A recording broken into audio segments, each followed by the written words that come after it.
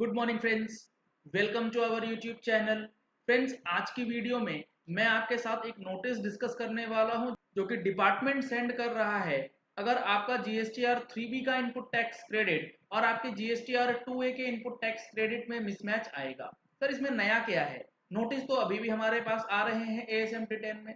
मैंने बोला ये ASMT 10 का नोटिस नहीं है, ये इंटीमेशन है सेक्शन 73 के अंदर प्रोसीडिंग्स इनिशिएट करने से पहले, और ये आ रहा है DRC 01A के अंदर।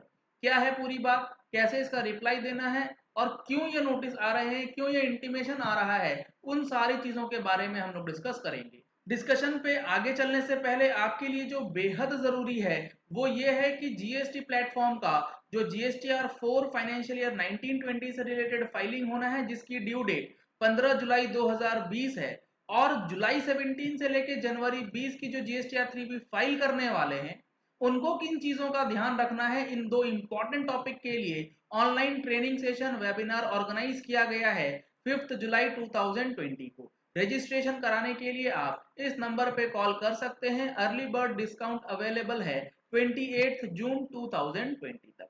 अब देखिए ये नोटिस क्या कहता है, क्यों आया है, कैसे रिप्लाई देना है, क्या रूल्स हैं। ये है DRC 01A का पार्ट ए। इसके अंदर दो पार्ट्स हैं, part A part B. Part A आएगा डिपार्टमेंट से, पार्ट बी देना है असेसी को। पार्ट बी क्या है वो भी देखते हैं।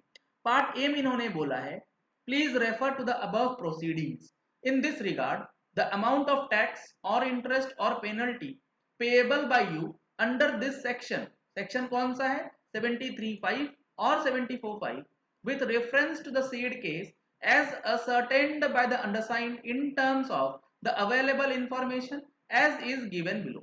यानी कि जो अवेलेबल इंफॉर्मेशन है ऑफिसर के पास, उसके बेसिस पे ये टैक्स बनता है, इतना इंटरेस्ट बनता है या इतनी पेनल्टी बनती है, वो अमाउंट का इंटीमेशन आपको दिया जाएगा। 73 की प्रोसीडिंग्स इनिशिएट करने से पहले ये इंटीमेशन है कि इतना अमाउंट बनता है, इसको आप वॉलंटरली पे कर दीजिए 73(5) या 74(5) के अंदर। अदरवाइज आपके लिए डिमांड और रिकवरी का प्रोसीडिंग जो है इनिशिएट हो जाएगा और नोटिस इश्यू हो जाएगा DRC 01 में।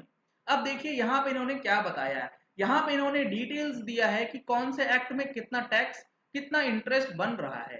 एक्ट का नाम लिखा है इन्होंने, पीरियड लिखा है, टैक्स लिखा है, इंटरेस्ट कितना बनता है under section 50 of the SGST act 2017 at the rate of 24%। 18% नहीं, 24%, क्योंकि ये ITC का मामला है, ITC यूटिलाइज हो चुका है।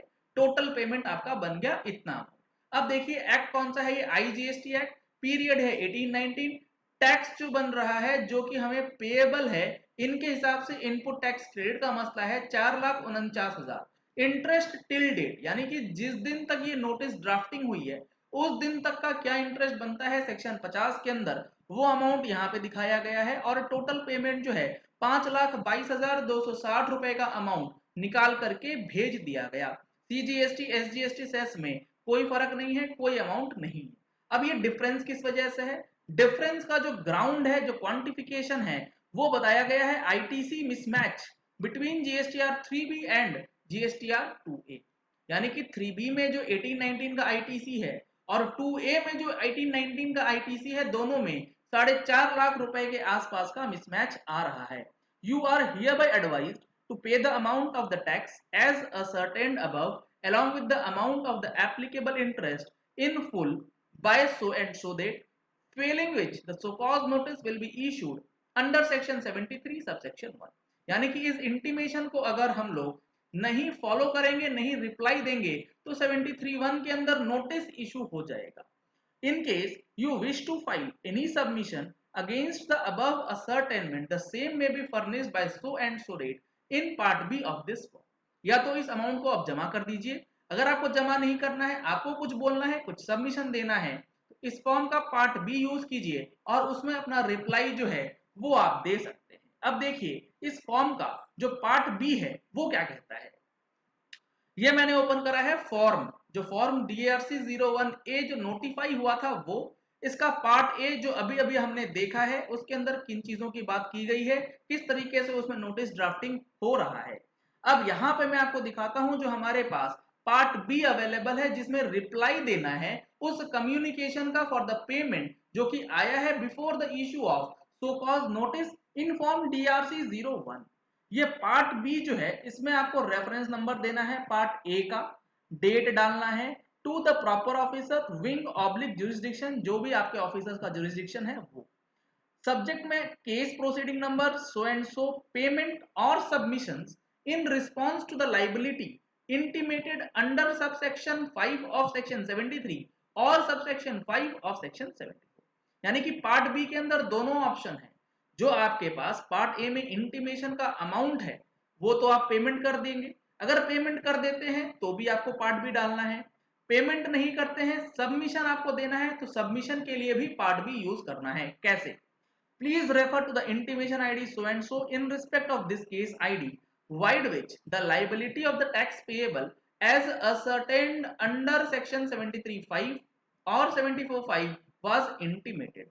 इस इंटीमेशन आईडी या केस आईडी से आपका टैक्स पेएबल जो है वो असर्टेन किया गया 73(5) 74(5) के अंदर। In this regard this is to inform that the said liability is discharged partially to the extent of rupees so and so through this mode and the submissions regarding the remaining liability are attached or given below।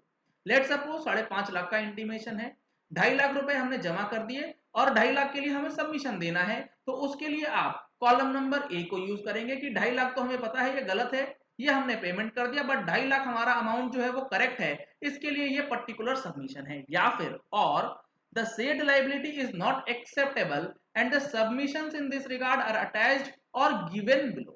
यानी कि जो आपको amount दिया गया है वो पूरी तरीके से एक्सेप्टेबल नहीं है, वो पूरी तरीके से गलत है, तो आपको सबमिशन देना है कॉलम नंबर बी में, ग्राउंड्स बताते हुए, अटैचमेंट्स वगैरह सारी चीजों को लगाते हुए ये पार्ट बी में आप इसका रिप्लाई देंगे। तो ये हो गया हमारे पास part A and part B. अगर आप ध्यान देंगे तो आपको ये पता लगेगा कि पार्ट ए जो DRC 01 ए का पार्ट ए है वो आता है रूल 142 सब रूल 1 ए के अंदर, और इसका जो रिप्लाई है पार्ट बी वो आता है 142 सब रूल 2 ए के अंदर। अब चलते हैं इस रूल्स के अंदर और देखते हैं वहां पे क्या बातें लिखी गई।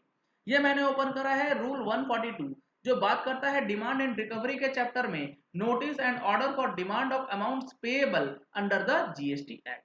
इसका जो 1A रूल है वो कहता है the proper officer shall before the service of notice to the person chargeable with tax interest और penalty under subsection 1 of section 73 और subsection 1 of section 74 as the case में be shall communicate the details of any tax interest and penalty as ascertained by the said officer in part A of DRC 01A। यानी कि जो amount ascertain किया गया है officer के द्वारा DRC 01 issue हो उससे पहले 1A के अंदर आपको एक इंटीमेशन दिया गया पार्ट ए में ऑफ फॉर्म DRC 01A।